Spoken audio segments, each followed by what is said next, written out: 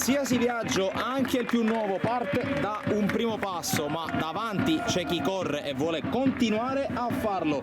Amici di Sportisiri, buon pomeriggio da Francesco Cammuca, ben trovati al Giovanni Aloisio di Misilmeri. Di fronte Don Carlo Misilmeri e Super Giovane Castelbuono.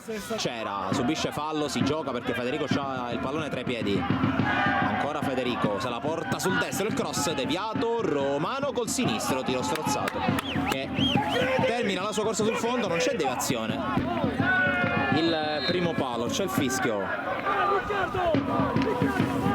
c'è Federico sulla palla, Federico cerca la porta e Fagone la alza, il calcio d'angolo, prova a girarsi Lucera, allunga la falcata però è costretto vedente sulla calcio d'angolo, riesce a metterla in mezzo, Pastorella anticipato, c'è Romano al limite, fuori non di molto, l'altro tentativo mancino di Romano. Ferrara per Lucera che si gira, finta il passaggio, poi opera questo bellissimo cross dove non riesce ad arrivare o quantomeno a correggere in porta Pavisic.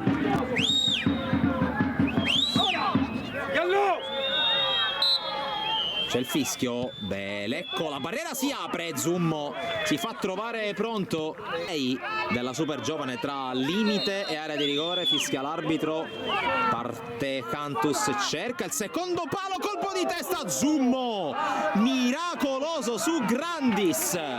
Con Grandis a dare sostegno sulla fascia, angolo che finisce dall'altra parte, Pace con il controcross, Cosentino di testa, con deviazione, calcio d'angolo.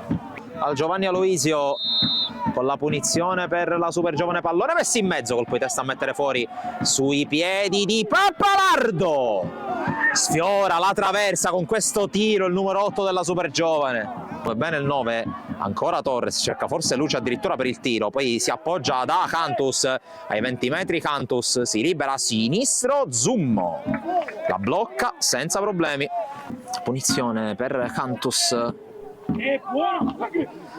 la sponda per Diallo, poi conclusione che finisce in fondo al sacco, il gol di Garofalo per il vantaggio della Super Giovane, lo schema da palla inattiva.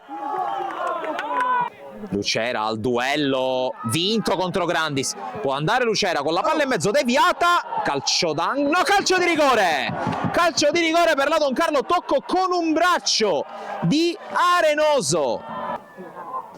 Minuto 74 in corso, fischia l'arbitro, parte Lucera e Fagone lo para, si rimane 1-0. Ancora Franchelli, poi passa ancora in mezzo a tre Franchelli, ingresso in area, palla per Torres, prova a girarsi Torres, non ha luce per il tiro, la trova adesso, conclusione fuori di nulla da parte di Torres, ad un passo dal raddoppio la Super Giovane. Vediamo come si mette.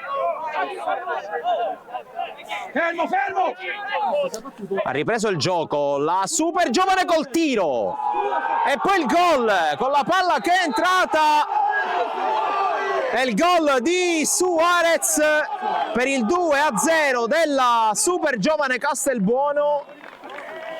Gol di Suarez che ha beffato Zummo ed esultanza per la paternità prossima. Palla per Cerniglia. Scambio con Federico, ancora Stefano Cerniglia. Pallone dentro l'area di rigore, Cosentino con la sponda, Matera! La riapre Federico Matera con il gol a 5 minuti dalla fine. Ancora in gol Matera e rianima la Don Carlo Misilmeri.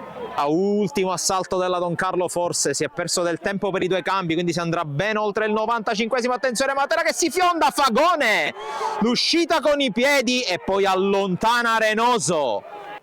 Esultanza come ad un gol della panchina della Super Giovane che sente il fiuto e l'odore